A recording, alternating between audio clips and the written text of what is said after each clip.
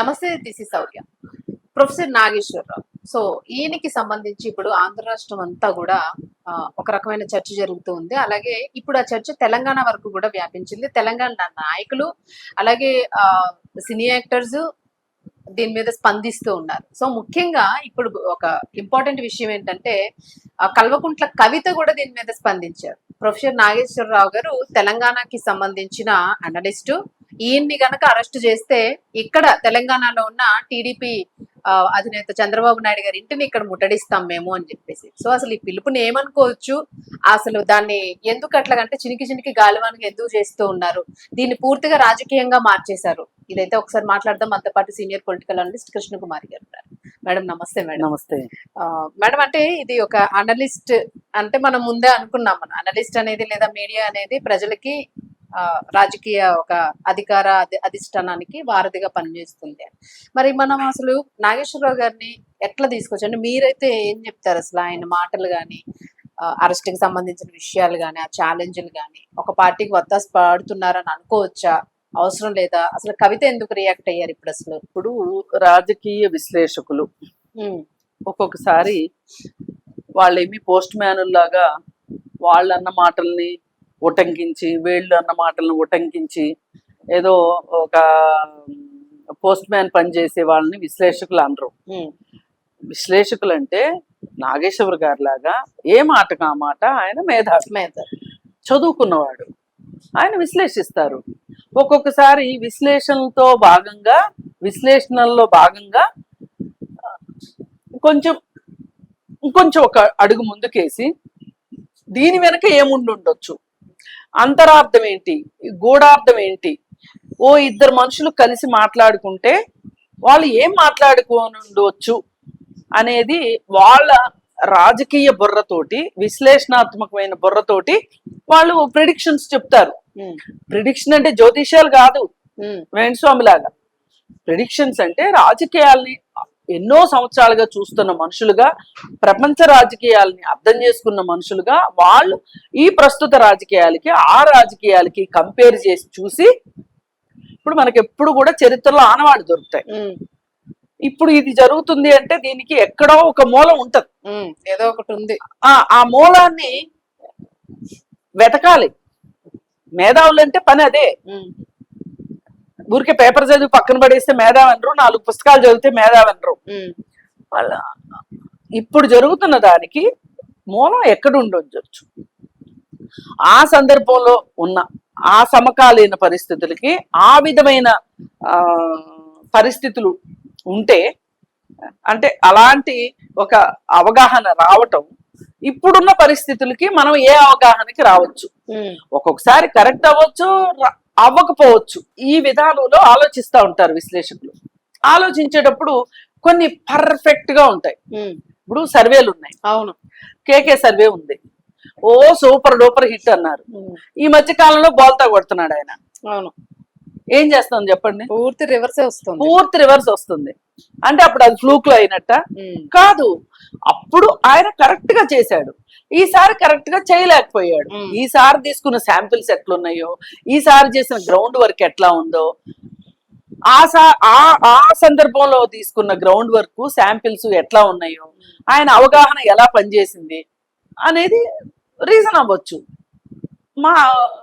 అప్పుడు ఆహావోహాన్ని ఆకాశానికి ఎత్తారు, ఇప్పుడు తీసుకెళ్లి పాతాళంలో పడేస్తామంటున్నారు. ఇది కరెక్ట్ కాదు. అప్పుడు ఆకాశంలోకి ఎత్తాల్సిన అవసరం లేదు. ఎందుకంటే ఎవరో కూడా మానవాతీత శక్తులు ఎవరు లేరు ఇక్కడ. ఎవరికి మానవాతీత శక్తులు, అతీత శక్తులు ఉండవు. మనుషుల బుర్రతోనే, చరిత్రతోటి ఇతర దేశాల్లో ఉన్న పరిస్థితులను అధ్యయనం చేసి ఒక అవగాహనకు తీసుకొచ్చినప్పుడు ఒక్కోసారి కరెక్ట్ గా 100% యాక్యురసీ ఉండొచ్చు, ఒక్కొక్కసారి పొరపాటు ఉండొచ్చు. అయినంత మాత్రాన మీకేదో కడుపులో నొప్పి వచ్చిందని, మీకే ఏదో సూటిగా వచ్చి తగిలిందని ఈ విధంగా దుమ్మెత్తిపోయడం మటుకు కరెక్ట్ కాదు. ప్రొఫెసర్ నాగేశ్వర గారిని ముందుగా నేను అది క్లియర్ చేస్తున్నాను. ఆయనకి ఎంత అవునన్నా కాదన్నా సమాజం అండగా ఉంటది. అలాగే కొన్ని రాజకీయ పార్టీలు కూడా అండగా ఉన్నాయి, కొంతమంది యాక్టివిస్టులు అండగా ఉన్నారు. నేను కూడా 100% ఆయన ఆయన మాట్లాడే విషయాల్లో ఏమైనా పొరపాట్లు దొర్లుండొచ్చు. ఇప్పుడు ఎవరికైనా దొర్లుతాయి. అయినంత మాత్రాన మీరు సోలాలతో పొడుస్తాము లేకపోతే బరిసెలతో పొడుస్తాము, మాకు ఈ రోజు అధికారం ఉంది అన్నట్టు మాట్లాడితే కుదరదు. ఇప్పుడు సోలాలు బరిసెలు ఎందుకు అనాల్సి వస్తుంది? మీరు మాట్లాడే మాటలు అట్లనే ఉన్నాయి. ఒక మనిషిని ఇంత శల్య పరీక్ష చేయాల్సిన అవసరం లేదు. పేటిఎం అని పేర్లు పెట్టాల్సిన అవసరం లేదు. కేసులు పోలీస్ స్టేషన్స్ లో కేసులు పెట్టాల్సిన అవసరం లేదు. ఎవరి పిలుపు లేకుండానే, ఎవరి సమ్మతి లేకుండానే, ఎవరి యాక్సెప్టెన్స్ లేకుండానే వాళ్ళు వెళ్ళి కేసులు పెడుతున్నారా? ఎందుకు పెట్టాల్సి వస్తుంది? జనసేన నాయకులు ఎందుకు వెళ్ళి కేసులు పెడుతున్నారు?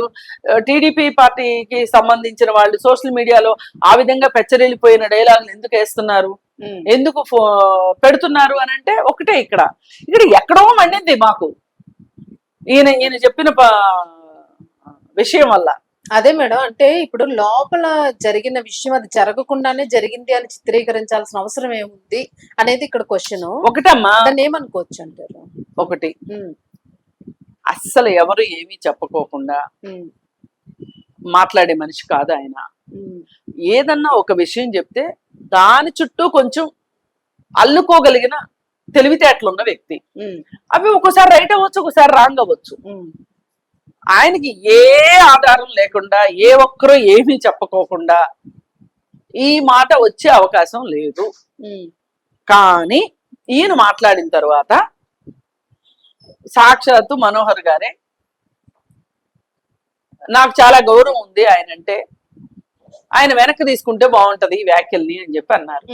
ఈయన మరుక్షణం, నాకు ఆయన అంటే చాలా గౌరవం ఉంది, నేను వెనక్కి తీసుకుంటున్నాను, అవును దొర్లింది తీసుకుంటున్నాను అనేసారు. అయిపోయింది. ఆయన ఆపలేదు. ఆపకపోతే ఆయన మళ్ళీ ఇంకో మాట అనాల్సి వచ్చింది. ఈ యుద్ధాన్ని వాళ్ళే మొదలెట్టారు, కానీ నేను ఆపాలనుకుంటున్నాను, నేను ఆపుతాను అని చెప్పారు. అయినా వదలలేదు. ఇంకా దాన్నే పట్టుకుని ఇంకే ఈ ప్రపంచంలో ఏమీ విషయాలు లేనట్టు మాట్లాడుతున్నారు. ఆయన ఏం చెప్తున్నారు? నేను ఒక విషయం చెప్పాను నాకున్న అవగాహనతోటి, అది రైట్ అవ్వచ్చు, రాంగ్ అవ్వచ్చు. నేను చెప్పాను, అది కొంతమందికి బాధను కలిగించింది, నేను ఇమీడియట్ గా వెనక్కి తగ్గాను. వెనక్కి తగ్గితే కూడా వాళ్ళు ఆగట్లేదు, కాబట్టి నేను ఇంకొన్ని మాట్లాడాల్సి వస్తుంది అని చెప్పి, సరే నేను పేటిఎంనే అనుకోండి అంటే, ఇప్పుడు నన్ను జగన్మోహన్ రెడ్డినా కొనగలిగేది? చంద్రబాబు నాయుడు గారు కొనలేరా? అంతకంటే ముందే ఆయన కొనగలరు కదా. అలాగే పవన్ కళ్యాణ్ గారు, ఆయన ఆంధ్రప్రదేశ్కి ప్రత్యేక హోదా విషయంలో సెమినార్ పెట్టి నన్ను పిలిచారు. తెలంగాణ నుంచి నన్ను ఒక్కడనే పిలిచారు. నేను మేధావిని అనుకుని పిలిచారా, నాకు విషయాలు తెలుసని పిలిచారా, లేకపోతే తెలంగాణ వాడిని పిలిచారా? పిలిచారు కదా, వచ్చాను కదా. మరి నాకేమన్నా ఇస్తే వచ్చానా? చెప్పమనండి ఆయన్ని ఏమి ఇచ్చారు. అందుకని అనవసరమైన రచ్చ చేస్తున్నారు. ఈ రచ్చ చేయడానికి 2-3 కారణాలు ఉన్నాయి. ఒకటి, దీనివల్ల చంద్రబాబు నాయుడు గారు కూటమి ప్రభుత్వంలోకి వెళ్ళటం వల్ల వెళ్ళటానికి పవన్ కళ్యాణ్ గారే అన్ని కర్త కర్మ క్రియ ఆయనే అయ్యి, ఆయనకు వచ్చిన రోడ్డు మ్యాప్ ద్వారా ఈయన్ని కూటమిలోకి ఒక రకంగా తోశారని చెప్పొచ్చు. ఆయన ఇష్టపూర్తిగా వెళ్ళారు అని అనుకోవట్లేదు. ఈ విషయం బట్టబయలైందని చాలా బాధగా ఉంది చాలా మందికి. పైగా అన్నిటినీ మించి బామ్మర్ది కొట్టినందుకు కాదు, తోడలుండి నవ్వినందుకు అన్నట్లు ఉన్నది మా బాధ అంతా ఇక్కడ. ఆ బాధ తోటి మేము మా ఇష్టం వచ్చినట్టు మాట్లాడుతున్నాం. ఇప్పుడు అక్కడ మమ్మల్ని ఏమన్నారు, ఆయన ఏమన్నారు, ఆయన ఫర్ ఎవర్ ఫ్రెండ్షిప్ అయింది, లాంగ్ స్టాండింగ్ ఫ్రెండ్షిప్. నా ఫ్రెండ్ కాదు, వాళ్ళే ఫ్రెండ్స్ అంటే మాకు కోపం రాదా? మరి వచ్చింది. మరి అలాంటి వాళ్ళ దగ్గర నుంచి బయటకు వచ్చేయండి. ఎవరున్నారు అక్కడ పాచేరుగుట్టలాగా సూరు పట్టుకుని ఎవరు ఎలాగమన్నారు? వాళ్ళకి ఆ ఉద్దేశం ఉందని, అది నిజం కాకపోతే అది నిజం కాదు అనుకుంటే తుడి చేసుకుని పోండి. లేదంటారా? అది నిజమని నమ్ముతున్నారా? బయటకు వచ్చేయండి కూటమిలోంచి. సో మరి మొత్తానికి ఇప్పుడు కవిత గారు మరి సరే, ఇదంతా నాగేశ్వరరావు గారు కేవలం తెలంగాణ లేదు చెప్తా ఇదంతా అయిందా అని మాకు మండింది. పైగా ఇదంతా అమిత్ షా దగ్గరికి వెళ్ళినప్పుడు పవన్ కళ్యాణ్ ఆయన నాదెండ్ల మనోహర్ ఇద్దరు వెళ్ళారు అనేది బయటకు వచ్చింది. అసలు మీ ముగ్గురువే మాట్లాడుకున్న విషయం బయటికి ఎట్లా వచ్చింది అదే కదా. అని నువ్వే చెప్పావా అంటే నువ్వే చెప్పావా? అసలు అది ఇది కాకుండా ఆ మధ్య ఎప్పుడో అమిత్ షా గారు హైదరాబాద్ వచ్చి ప్రొఫెసర్ నాగేశ్వర గారి ఇంటికి కూడా వెళ్ళారు. మరి ఆయనే ఫోన్ చేసి ఈయనకి చెప్పాడా? వాళ్ళు అన్నిటి అడిగారు. నడ్డా కూడా క్లోజ్ అనుకుంటాను కదా, ఆయనైనా చెప్పొచ్చు ఈయనైనా చెప్పొచ్చు, ఎవరో వాళ్ళే చెప్పారా? సరదాగా అలా చాయ్ ముచ్చట్లు అయినా పెట్టినప్పుడు అయినా బయటపడి వాళ్ళు చెప్పారా? లేకపోతే ఇప్పుడు పవన్ కళ్యాణ్ కిన్ను నాదెండ్ల మనోహర్ కి మధ్యలో గ్యాప్ వచ్చేటట్లు నాదెండ్ల మనోహర్ చెప్పాడని పవన్ కళ్యాణ్ చెప్పాడని నాదెండ్ల మనోహర్ అనుకుంటున్నారా? అసలు ఏంటి ఈ ఇది కొత్త కాంట్రవర్సీ తీశారు మీరు. అదే మరికి నాదండ్రులు కూడా ఉండేవారు ఆ పార్టీలోని, ఉన్నది ఆయన ఒక్కడే కనబడుతున్నాడు అక్కడ. కాదండి, అమిత్ షా అయినా చెప్పుండాలి నాగేశ్వర్ గారికి, పవన్ కళ్యాణ్ అన్నా చెప్పుండాలి, నాదెండ్ల మనోహర్ అన్నా చెప్పుండాలి, ఈ ముగ్గురు చెప్పుండాలి.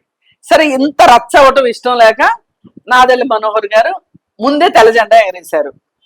ఏమండి మీరు కొంచెం నేను కాదనాలంటే ముందే ఎగరేయాలి, మరి వేసేసారు. వేసేస్తే ఈయన కూడా దానికి సరే ఇదేదో ఎందుకు వచ్చిందిలే గొడవ, టీ కప్పులో తుఫాన్ ఎందుకు, అవసరమా, ఇదేమన్నా పనికొచ్చే విషయమా అని ఈయన ఏం చేశాడు, సరే సరే సరే అంతా అయిపోయింది, అరేంజ్ చేసేసామని ఈయన మాట్లాడితే ఈయన ఊరుకోడు కదా, మరి మేధావి కదా, మేధావులకు ఉండే లక్షణమే అది. ఇది అసలు ఏమన్నా ప్రజలకు పనికొచ్చే విషయమా? అందుకే నేను దీన్ని సెట్ ఎటో వెళ్తుందని చెప్పి నేను మూసేశాను, దీన్ని చేతులు గడిగేశాను, తిలోదకాలు ఇచ్చేశాను. కానీ అసలు ఇంపార్టెంట్ అయిన విషయం మాట్లాడుకోవాలి మనం. ఈ సందట్లో పడి అసలు విషయం మాట్లాడుకోవట్లేదు. వేదాంత వాళ్ళకి ఇచ్చిన ఆ స్ట్రిప్ గురించి ఏంటి అని మొదలెట్టాడు. మొదలెట్టేసరికి ఈయన దుకాణం బంద్ అన్నాడు, మళ్ళీ సైడ్ బిజినెస్. అది కాదు, రాత్రిపూట 2 మందు షాపుల్లో షట్టర్ల కింద నుంచిస్తారే ఏంటి అని వాళ్ళకి మండింది. అసలు వాళ్ళకి మండడానికి ఇది అసలు కారణం. అర్థమైంది. ఇన్ని కారణాలతోటి ఆ చిచ్చు అట్లా కార్ చిచ్చులాగా రగులుతా ఉంది. ఈ రగులుతూ ఉన్న పరిస్థితిలో ఆటలో అరటిపొడిలాగా కవిత గారు వచ్చేసింది.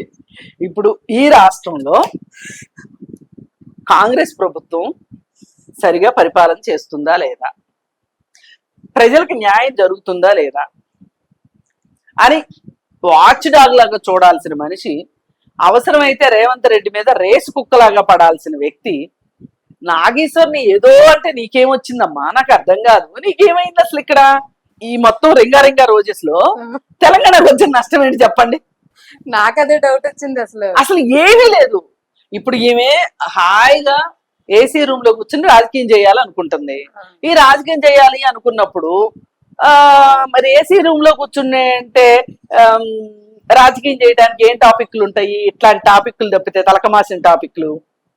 ఈ తలకమాసిన టాపిక్ పట్టుకొని ఇప్పుడు మేధావికి మద్దతు ఇవ్వడం వలన ఇప్పుడు ఆవిడకి ఎటువైపు నుంచి బెనిఫిట్ వస్తుందని అనుకోవచ్చు. అట్లా కాదు. అసలు ఆమె తెలంగాణ వ్యక్తిగా, తెలంగాణ మేధావికి అవమానం జరిగింది, అన్యాయం జరిగింది అని అంటే ఈ తెలంగాణ ప్రజలందరూ కలిసి ఈవిడికి ఏదో పట్టం కట్టి పట్టప్రాణం చేస్తారని అనుకుంటుంది ఆవిడ.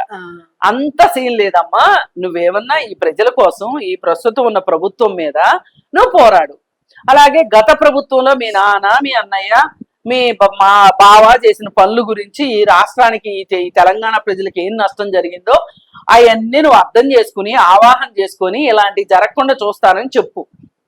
అంతేగాని నాగేశ్వర గారిని ఆంధ్ర వాళ్ళు ఏదో అంటే నీకు వచ్చిన బాధ ఏంటి అనిపించుకున్న ఆయన బాగానే ఉన్నాడు, అన్నోళ్ళు బాగానే ఉన్నారు, మధ్యలో నువ్వు అసలు ఎన్ని సమస్యలు లేవు ఇక్కడ. అసలు నాగేశ్వరరావు గారి ఫ్యాన్ ఫాలోయింగ్ కూడా ఇప్పటి వరకు టీడీపీ వాళ్ళు ఇంటిని ముట్టడిస్తామని అనలేదు. ఇప్పుడు మళ్ళీ కొత్త ఇప్పుడు ఇది మరి నిజంగానే లేనిపోని రేకెత్తించడం, ప్రజల్లోనే రేకెత్తించడం. అసలు ఇవన్నీ కాదండి. అసలు మనం తెలుగు వాళ్ళం, ఆ రాష్ట్రం ఏంటి ఈ రాష్ట్రం ఏంటి, మేధావి ఒక్కరి సొత్తు కాదు కదా, ప్రపంచం సొత్తు, దేశ సొత్తు. అంతే కదా, ఆయన అన్నిటి మీద మాట్లాడతారు. ఇప్పుడు న్యూటన్ సూత్రాలు ఉన్నాయండి, అది మా అమెరికాకి లేకపోతే మా లండన్ కే సొంతం అంటే సొంతం అంటలేదు కదా, ప్రపంచానికి అందరూ వాడుకుంటున్నారు కదా. ఐన్స్టీన్ ఏ దేశముడు? ఈజ్ ఈక్వల్ MC స్క్వేర్ చెప్పాడు. మరి ఆ దేశం వాళ్ళే వాడుకోవాలి. అందరూ ఎందుకు వాడుకుంటున్నారండి నాకు అర్థం కాదు. మేధావులంటే అందరు సొత్తు, అందరు సొత్తు కదా. గారు చదివింది విదేశాల్లోనే, మరి ఆవిడ అర్థం చేసుకోవాలి. అసలు ఈమె విదేశమే వెళ్ళకూడదు అట్ట అనుకుంటే తెలంగాణలోనే ఉండాల్సింది. ఉండాలి. ఎందుకు వెళ్ళినట్టు? అసలు ఇవన్నీ కూడా కాదు. పోయినసారి జగన్మోహన్ రెడ్డి గవర్నమెంట్ లో బోల్డ్ మంది ఆ తెలంగాణ వాళ్ళకి సలహాదారులు పోస్టులు ఇచ్చారు. పైగా అక్కడే ఉన్న సాహిత్య సభలు జరుగుతూ ఉంటే తెలంగాణ కవులు పిలిచి సన్మానం చేస్తుంటారు. అవును. అసలు సిఎస్ విషయంలో కూడా చాలా డిస్కషన్ జరిగింది కదా అప్పుడు. అవును, ఇది అయిపోయిందా? ఇప్పుడు ప్రస్తుతం ఆంధ్ర గవర్నమెంట్ లో తెలంగాణ మనిషి అయిన కార్టూనిస్ట్ శ్రీధర్ గారు అక్కడ సోషల్ మీడియాకి ఏదో పనిచేస్తున్నారు. ఆయనకి జీతం నాతం ఇచ్చి పెట్టుకున్నారు వాళ్ళు. అసలు ప్రభుత్వాలకి లేని అప్పుడు నీకేమొచ్చింది మధ్యలో? మా తెలంగాణ లేదు, ఇప్పుడు నీ తెలంగాణ ఎవరు కాదనట్ల. అయినా అసలు నాగేశ్వర గారు ఏమన్నా నీ మద్దతు కోరారా?